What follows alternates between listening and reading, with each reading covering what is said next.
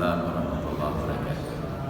Saya hanya untuk sekedar gurauan saja tentang kita tadi. Karena kalau kita jual ikan masih bagus. Ini ada yang bertanya, Ustaz begini, misalnya istri kita, itu yang bahaya di sini. Jadi nggak ada dalam Islam itu istri bersama istri saya. Tapi tadi untuk kita jual ikan masih layak. Dalam ajaran fikih tidak dibuat batasan berapa maksimal boleh mengambil keuntungan. Hanya disyaratkan tidak boleh berbohong tentang modal. Saya beli ikan 30.000 sekilo, lalu saya bersihkan, saya buat kemasan menarik, tiba-tiba orang tertarik untuk membeli seharga 250.000, padahal tadi modal 30.000. Saya jual. Saya ditanya berapa harga Pak Ustaz? 300.000, 10 kali lipat naik. Dia minta kurang. Mau ada waktu haji Ustaz. Kakak ni cakap je muka rapi. Muka rapi pada lepas luka, lepas ribu pakai kan. Enggak ada masalah. Tapi ketika dia ingin mempertahankan besaran keuntungannya, ini berapa Pak Ustaz? 300.000 sekilo. 250 boleh Pak Ustaz? 250 enggak bisa, enggak cukup modal. Dia sudah berbohong. Dan itu hukumnya haram. Itu namanya ghisyun.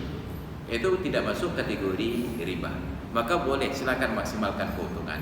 Tetapi dengan catatan tidak ada unsur paksaan baik secara langsung atau tidak langsung.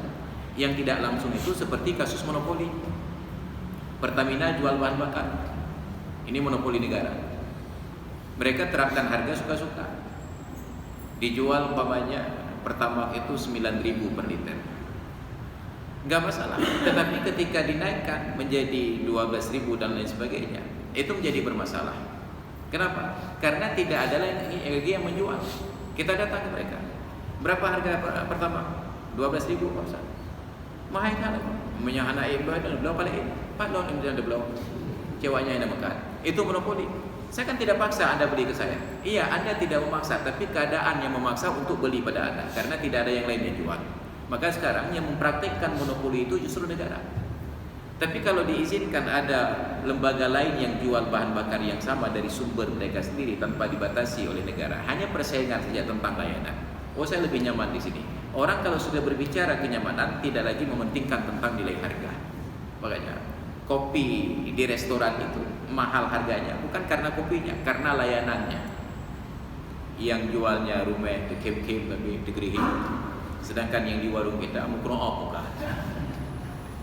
Ini kan tentang pelayanan. Kita lupa tentang pelayanan. Maka orang kalau sudah punya uang tidak lagi berbicara untung rugi. Mereka berbicara tentang pelayanan. Asal sudah baik pelayanan, mahal berkali-kali lipat pun mereka tidak akan membuka. Ini persoalan kita. Jadi tidak ada batasan untuk mengambil keuntungan. Satu. Dengan catatan tadi tidak ada monopoli, tidak ada paksaan. Yang kedua tidak ada penipuan. Jadi kalau ditanya, dua-dua motor, leto cikilo, leto ribu.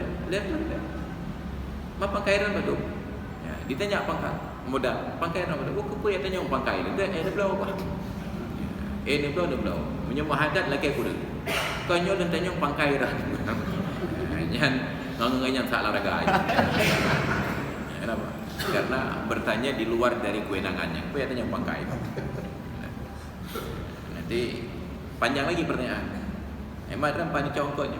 Lalu ada Tuhan, aku belum ada Tuhan. Itu banyak lagi masalahnya.